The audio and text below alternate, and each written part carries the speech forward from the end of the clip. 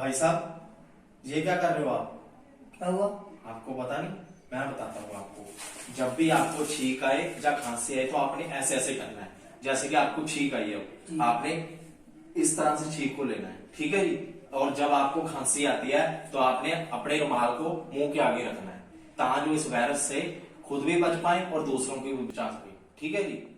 पूज्य गुरु संत doctor MS जी के अनुसार भारत सरकार ने जो रूल एंड रेगुलेशन बनाए हैं उनको 100% फॉलो करना।